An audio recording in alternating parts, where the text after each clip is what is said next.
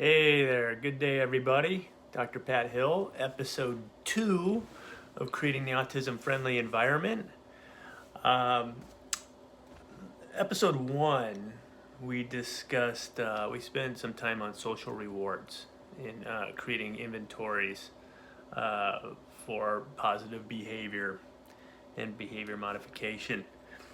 Um, like we mentioned, the social rewards, in my opinion, are the most powerful, and they provide the most momentum as far as opening doors for individuals with autism.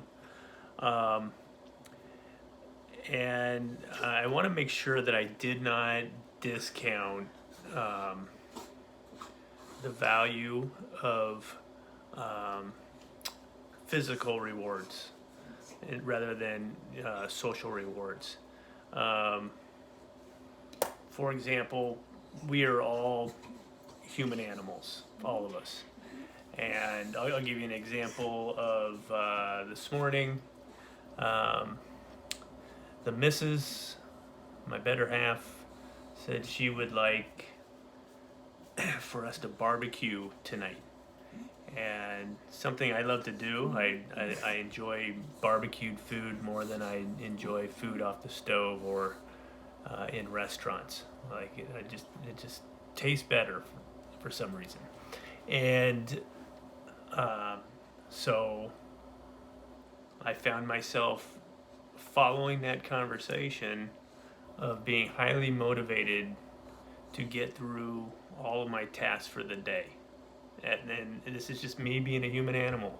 There's this reward at the end of the day. Um, for me, this is something I just go through in my head. Once I do all these things, I'll be able to barbecue and have some great food tonight. So, you know, depending on where a person is on the spectrum, um, you know that's a whole day I'm talking about. But the more severe the situation with autism, that window might be smaller, or we might be just working on a real specific behavior. And but I just wanted to demonstrate the power of food. And so taste is the next inventory in creating the sense of taste is the next inventory in creating the autism friendly environment on this checklist. And I just want to throw some caution out there. In the preamble episodes before episode 1, I did encourage people to really explore food sensitivities, food allergies with their medical professionals, because something we certainly don't want to do is create a reward system based on taste where um, the reward is actually something that is not good for the body. All of us are different, so some foods um, are healthy for some people, but for some people it's not healthy. So, um, that's why it's real important to check out those things, because I think we can all imagine how counterproductive a reward system can be if that reward is um, contributing to leaky gut syndrome and brain fog and all the um, rough things that can come with eating things that we're not supposed to be eating.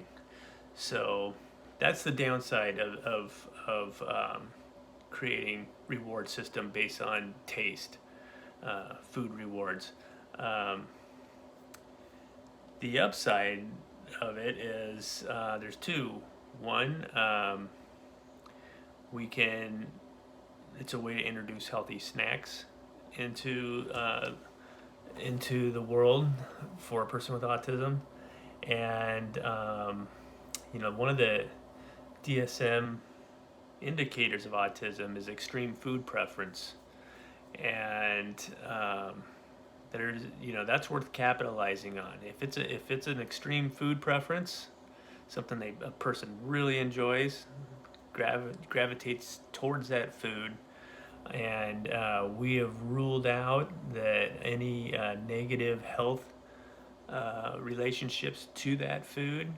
By all means, we want to introduce taste inventories, food rewards, to what I would think are our most critical uh, life skills and social skills we're trying to teach a person. One who's it's going to keep them safe, uh, safe behaviors, but also social behaviors are going to open doors up for the individual so their world's not confined. So, if we're focusing on picking and choosing, okay, like these are our major goals, these are our big rocks that go in the jar. Um, those are the ones, in my opinion, we really want to uh, capitalize on that extreme food preference. So,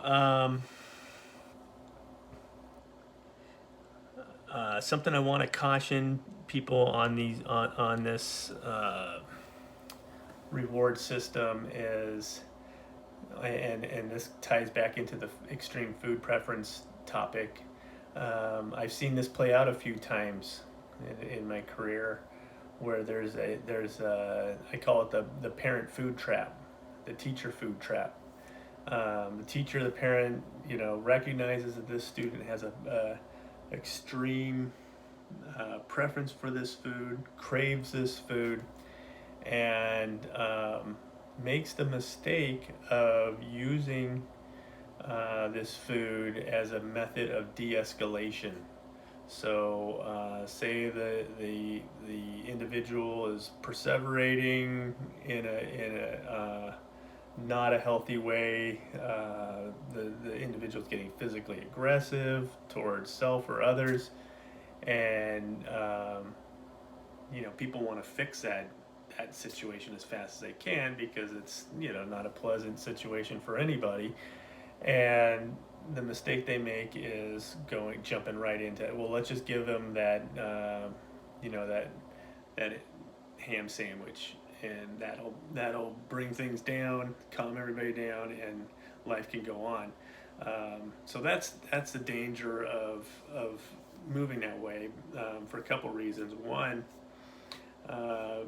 people with autism are very intelligent people, and they recognize early on in life, wow, if I escalate myself, if I start becoming aggressive, if I do this certain thing, that's increasing my chances of getting that ham sandwich. So you can see how counterproductive the extreme food preference can be if it's used inappropriately. So what we want to do is we want to use those extreme food preferences to reward the kind of behaviors we're trying to modify, the kind of outcomes we want to see. So something to be real careful about as we're doing it. And something else to think about on that is, say we've identified wheat products as an issue for that individual. But if we say, oh gee whiz, that ham sandwich is a great reward for the behavior, if that wheat is over the next 48 hours going to cause problems through their digestive system and then their cognition, physical discomfort to the body, that's not going to play out very well over the next couple of days. So it can be real short-sighted when we're looking at those extreme food preferences. So use those food rewards sparingly for the most important objectives. And let's see if we have some more items in this list on taste. One, and this goes to those big rocks in the jar. Incorporate these foods into functional life skills of food preparation. So you can see how if it's more than just a shelf stable food, if it's something that requires preparation, that's something we can work into the day. And if they're in part of the process of developing that specific food item, they can also be part of storing that food item for future reward systems. And incorporate these foods into the social skills curriculum, such as learning to share. So, hey, we're making these snacks for, lunch with so and so and so and so. And what we're going to do, bringing in that whole concept of sharing food and helping others. Incorporate these foods into icons, um, into the schedule, and into the daily schedule. We'll be talking more about daily schedules later in these activities, but the visual representation of the food is important on those schedules. Pairing it with an activity so that when the individual with autism is looking at that schedule, they're seeing, okay, that's coming down the road. That's something to look forward to. You can really scaffold the that extreme food preference into all kinds of curriculum, communication skills, math skills, language arts, science. If they have extreme interest in that food, why not talk about it? Talk about it some more and incorporate it into other